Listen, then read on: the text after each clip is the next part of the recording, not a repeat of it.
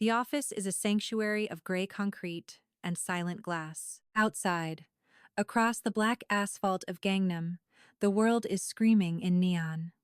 A massive LED screen, 60 feet tall, looms over the intersection. It features a man with a perfectly symmetrical smile. My brother, Julian. He is currently receiving an Humanitarian of the Year award on a digital loop. The light from his artificial radiance bleeds through my window, staining my desk a sickly electric blue. My brother is an algorithm, optimized for falsehood. I whisper to the empty room. My voice does not carry anger, it carries the weight of a forensic report. The world sees a saint. I see a structure, rotting from within. Truth has no emotion. It only has gravity. And Julian. Julian has been flying far too high, for far too long. I turn away from the window. I do not need to watch him to know he is lying. I can hear the structural failure in his silence. 8 years ago, the dining room smelled of expensive teakwood and the bitter scent of my father's disappointment. Julian had just presented his vision for Spark Global, a social media empire built on the illusion of kindness. I was 24. I sat at the end of the table with a laptop and a spreadsheet. I didn't see a vision. I saw a Ponzi scheme wrapped in a marketing budget. The engagement metrics are fabricated, Father, I said. My voice was as level as a horizon. The user growth is an echo chamber of bot accounts. If you fund this, you are funding a vacuum. My father, a man who built his life on the rigid laws of physics and engineering, looked at me with a cold, clinical disgust.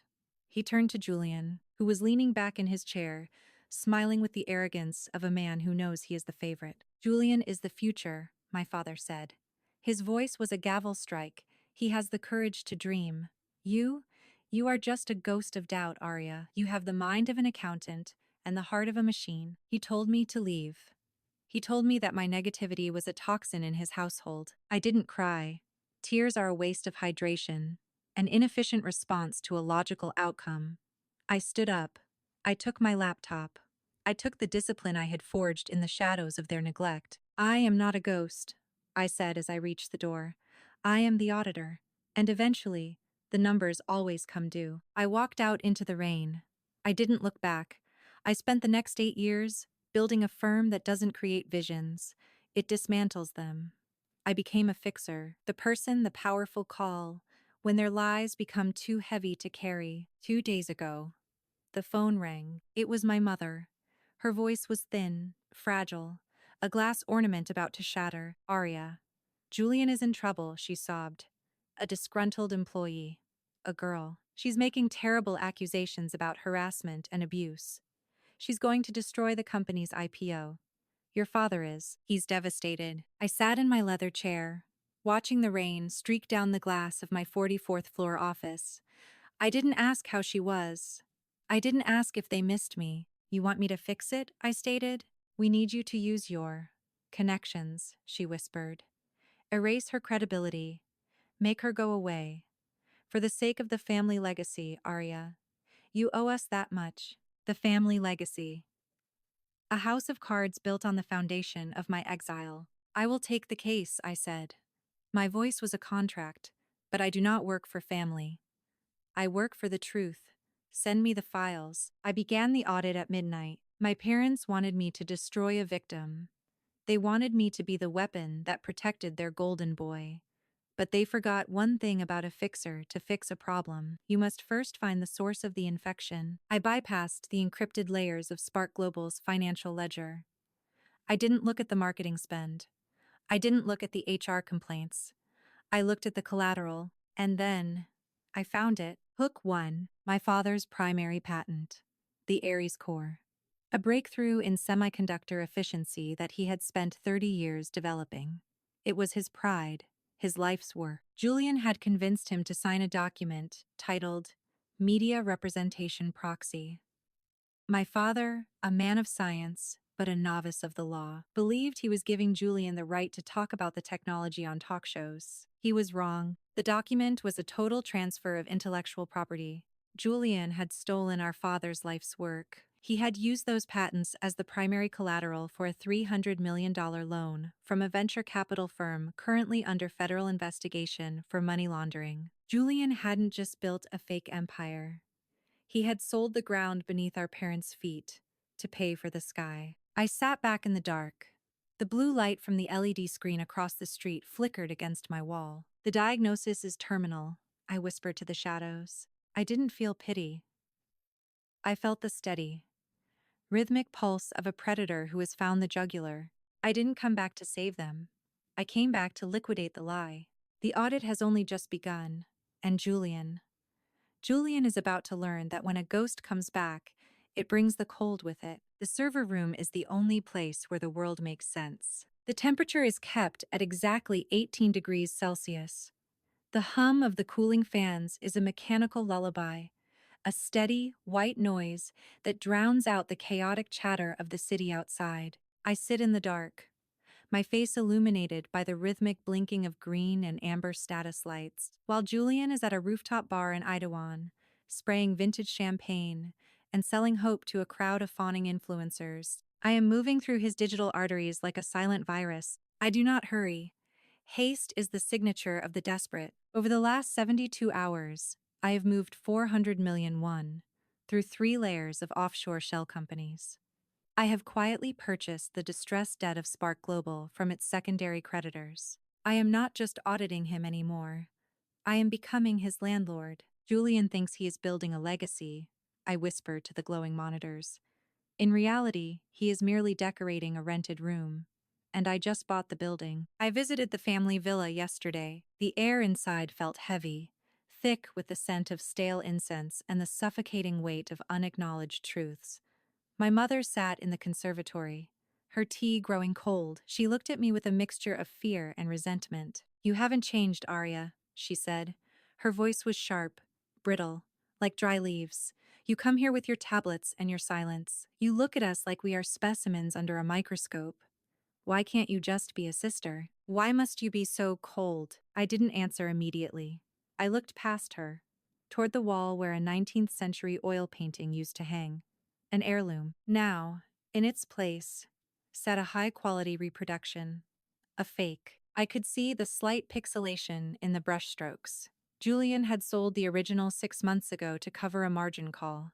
He had replaced it with a lie, and my mother chose to believe the canvas was still real because the alternative was too painful. "You are destroying Julian's spirit with your investigations," she snapped, her eyes filling with tears. "He is all we have left of the family's honor. Where is your heart, Arya?" I finally looked at her. My expression did not shift. "You call this love, Mother," I said.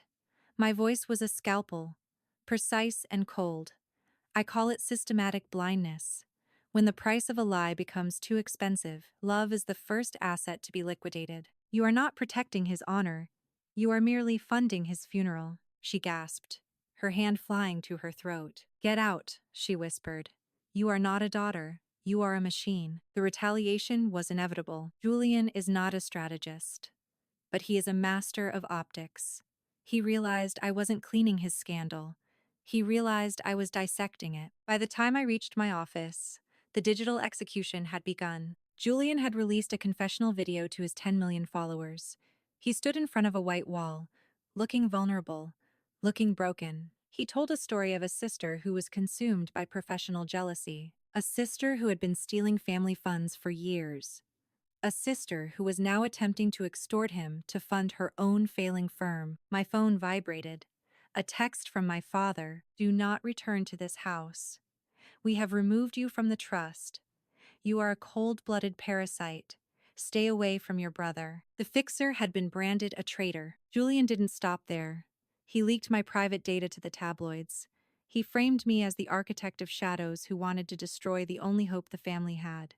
He used his followers like a digital lynch mob. Within an hour, I was officially an outcast. Now, I sit in my office. The lights are off.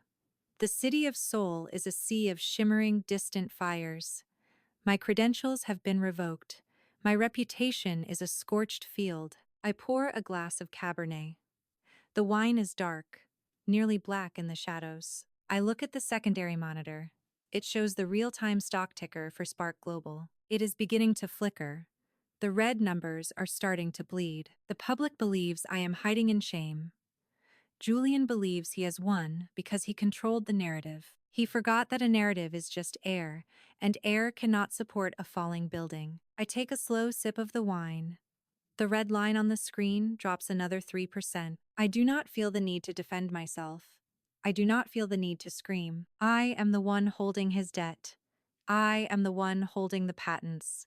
I am the one holding the truth. Julian, I whisper to the dark, you think you took my name. You think you took my place at the table. I watch the stock price plumber as the first margin call is triggered by my shell company. But you forgot the most basic rule of the game.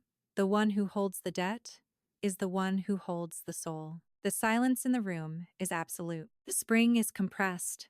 The logic is set. And the reckoning is coming for every single lie he ever told. Act 3. The systemic liquidation. The grand atrium of the new Spark Global headquarters is a cathedral of vanity. 5 stories of curved glass, a sea of tuxedos, and the heavy, intoxicating scent of lilies and success. Julian stands on the floating stage, a halo of spotlight following his every move. He is at the summit. He is the icon of the digital age, the benevolent billionaire. I enter through the main doors. I do not wear a gala dress. I wear a tailored obsidian suit. I do not shout. I do not struggle with security. I simply hold up my tablet to the lead guard. He looks at the screen, sees the court-mandated enforcement order, and the fact that my holding company now owns 49% of the building's debt. He steps aside. I walk down the center aisle, my heels clicking like a countdown on the marble floor. Julian sees me. His smile falters, just a fraction of a millimeter, but his ego is too large to believe in his own ruin. He continues his speech, talking about the ethics of the future. I reach the front row. I do not wait for him to finish. I tap a singular blue button on my screen. The massive LED walls behind Julian do not show his charity work anymore. They freeze. Then, they shatter into a data dump. The Ares Core patent documents scroll across the 60-foot screens. The original signatures of our father and the fraudulent media representation proxy Julian used to steal them. The room goes cold. The crowd whispers, a sound like 1,000 snakes in dry grass. But I am not finished. The screen flickers again. A video. Raw, unedited, captured by a hidden camera in Julian's private suite months ago. Julian's face fills the hall. He isn't the saint anymore. He is laughing, swirling a glass of scotch, mocking our parents. They are just old milk cows, Julian's voice echoes. Distorted and cruel. They think I'm a genius. I'll keep the old man's patents and leave them enough for a decent nursing home when I'm done. They are obsolete, just like their values. The silence that follows is a vacuum. It is a clinical, terrifying void. My mother's glass hits the floor. Clang. Julian is no longer a god. He is a fraud in a custom blazer. Julian lunges toward the edge of the stage, his face contorted, his veins bulging. He is screaming now. This is a fabrication, a deepfake. Arya, you pathetic, jealous. I'll destroy you for this. I stand at the foot of the stage. I look up at him. My expression is still as a frozen lake. Do not raise your voice, Julian, I say. My voice is quiet, yet it carries to every corner of the silent hall. Volume does not increase the value of a wrong argument. I take a step closer. You didn't just steal a patent. You mortgaged your soul and your parents' conscience. I am not here to argue with a lie. I am here to collect the debt. I signal the legal team, waiting in the wings. They step forward, carrying 2 folders, 2 paths. I turn to my parents. They look like statues made of ash. I place the 2 affidavits on the table in front of them. You have 60 seconds, I state. My tone is professional, devoid of pity. Your house, your name, your future. They are currently assets in my liquidation ledger. Arya, please. My father gasps, staring at the video of his son's betrayal. Sign Path A. I point to the first document, an affidavit of fraud. You testify that Julian manipulated you. You get your patents back. You keep the villa. And Julian, Julian goes to federal prison for 30 years. Julian lets out a choked animal sound. Or, Path B. I continue. You protect him. You stay silent. And by tomorrow morning, the creditors I represent will seize every bank account, every brick, and every memory you own. You will be homeless, and Julian will still be a felon. Choose. My mother looks at Julian. Then she looks at the video. At the man who called her a milk cow. She picks up the pen. Her hand is shaking, but her mind has finally found its clarity. She signs Path A. My father follows. The sirens arrive exactly 2 minutes later. The police officers walk through the crowd of stunned socialites. Julian tries to run, but there is nowhere to go in a building made of glass. They catch him by the stairs. The metallic click of the handcuffs is the final, sharp punctuation to his empire. I stand in the center of the atrium. The hall is a chaos of flashing lights and fleeing guests. My parents are being escorted out, crying, broken, finally awake. I do not go to them. I do not offer a hug. I simply adjust my collar. I check my watch. The audit is closed. Exed. Seoul City. Night. I am driving. The neon lights of Gangnam streak across my windshield like electric rain. The city is beautiful, cold and perfectly logical. I look at the reflection of the city in my rearview mirror. Behind me, the Spark Global Tower is dark, a hollow shell of glass. Every empire has a system error. I say to the silence of the car, I shift the gear, the engine hums. A steady, rhythmic truth. Julian thought he was the operator. But in reality, he was just a corrupted line of code. I didn't destroy this family. I simply returned the system to its state of equilibrium. I accelerate into the night. I am Arya, the fixer, and the world is finally quiet.